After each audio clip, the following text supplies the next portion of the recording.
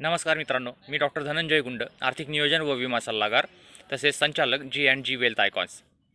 अर्थसाक्षरता या विषयाला समर्पित डॉक्टर धनंजय गुंड या माझ्या यूट्यूब चॅनलमध्ये आपलं सर्वांचं पुन्हा एकदा सहर्ष स्वागत. मित्रांनो, मी आता एका मित्राच्या घरी त्यांच्या कुटुंबातील एका लग्नासाठी आलेलो आहे आणि या ठिकाणी तुम्ही बघत आहात बॅकग्राऊंडला स्टेज सजवलेला आहे. लग्नासाठीची सगळी तयारी जोरात चालू आहे. लग्नाचा मंडप जो आहे तो मंडप सजवण्याचं काम चालू आहे. खुर्च्या इथं टाकल्या गेलेल्या आहेत. पलीकडं स्वयंपाकाची जय्यत अशी तयारी चालू आहे. त्याच्या पलीकडं घराभोवती पण सुद्धा एक मांडव टाकलेला आहे. काल संध्याकाळीच हळदी समारंभ त्याच्यासोबत मेहंदी समारंभ हा अगदी उत्साहामध्ये पार पडलेला आहे. तर मित्रांनो, हा जो सगळा शुभविवाहाचा जो आता प्रसंग जुळून आलेला आहे, तर याच अनुषंगाने आजच्या व्हिडिओमधून मला फक्त तुमच्यासमोर काही जे चित्र मांडायचं आहे तर त्याकडे आपण आता वळूयात.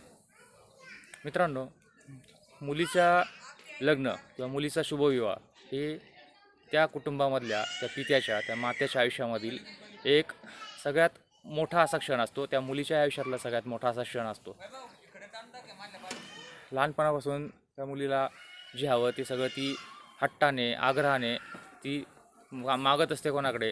तर तिच्या आईवडिलांकडे. आणि मुलगी ही घरामध्ये जो अधिकार गाजवते तो इतर कोणी गाजवू शकत नाही.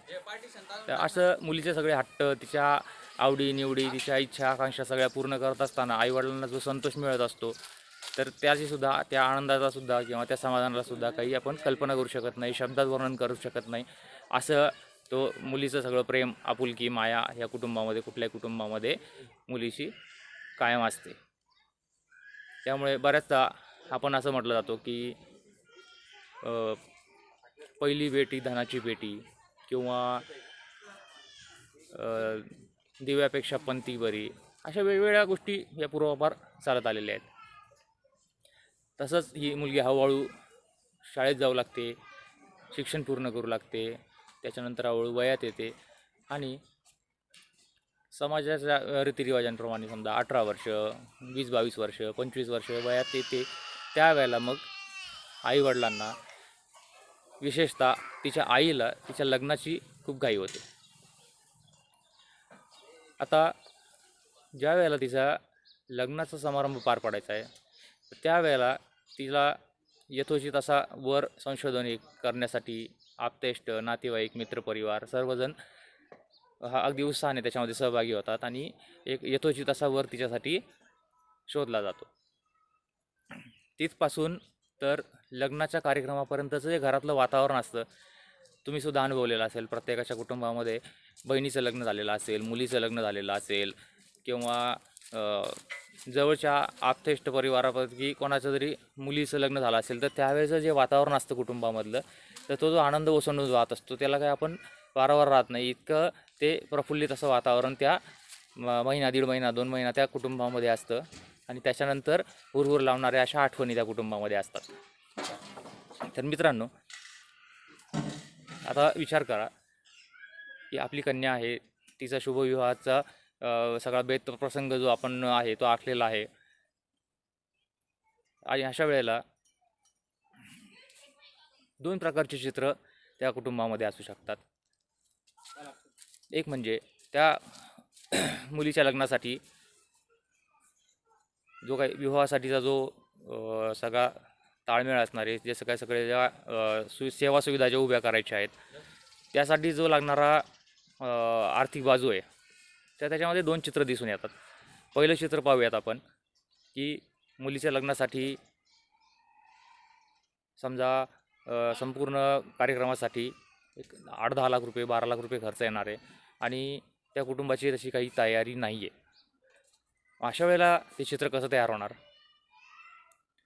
त्या वधूच्या कुटुंबातील जी कोणी ज्येष्ठ व्यक्ती असेल त्यांना काय करावं लागेल की त्यांना पैशासाठी ॲडजस्टमेंट करावं लागेल, जमवाजमव करावं लागेल. भावंडांकडे, भावकीमध्ये, नातेवाईकांमध्ये काही पैसे हातूसने उभे करावे लागू शकतात. ते शक्य नसेल तर काही वडिलोपार्जित शेतजमीन असेल, काही जुनं घर असेल, प्रॉपर्टी असेल, काही इतर मार्गाने काही जमवाजमव करायची असेल तर त्या गोष्टी त्यांना कदाचित विकाव्या लागू शकतात.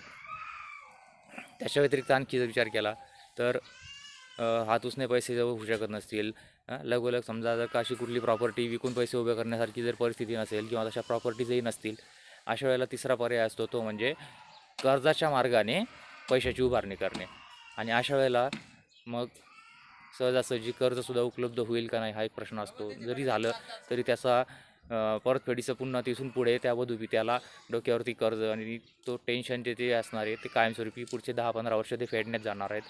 आता असं चित्र त्या कुटुंबामध्ये जर असेल तर मला सांगा, त्या कुटुंबामध्ये आनंदाने तो सण साजरा होईल का? आनंदाने तो जो शुभविवाहाचा प्रसंग आहे ते साजरं होईल का? ती जी कन्या आहे तिचं लग्न समारंभामध्ये कुठल्या पद्धतीची काही कमी तिच्या मातापित्यांनी जरी ठेवली नाही, तिला सगळं आनंदाने सगळ्या शुभविवाहाचे सगळे प्रसंग, सगळे विधी जरी त्यांनी पार पाडून दिले तरी त्या मुलीच्या चेहऱ्यावर, तिच्या मनामध्ये आनंद असेल का हो? तर नाही. कारण कुठलीही मुलगी जी असते ती मुलगी ही मातापित्यांचा सतत लहानपणापासून विचार करत असते आणि लग्नानंतरही ती त्यांच्यामध्ये ते सुख आणि ती आपुलकी ती कायम शोधत असते, बघत असते. आणि अशा वेळी आपल्या लग्नासाठी आपल्या मातापित्यांना काही उसनवारी करावी लागली, कोणापुढे हात पसरावे लागले, कोणाकडे कर्ज काढून काहीतरी आणखी पैसे उभे करावे लागले किंवा वडिलोपार्जित अशी काही शेतजमीन असेल किंवा जुनं घर असेल ते विकावं लागलं, ह्या ज्या भावना तिच्या मनामध्ये राहतील तर त्या कायमस्वरूपी राहतील.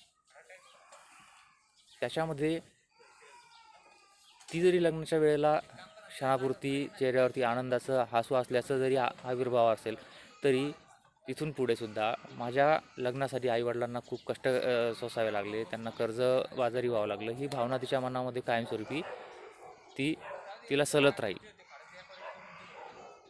आणि असं जो विधी झालेला असेल, असे झालेले असेल त्याच्यामध्ये कुठे ना कुठे त्याचं जी तडफ असणार आहे ती तडफ त्याच्यामध्ये राहणार.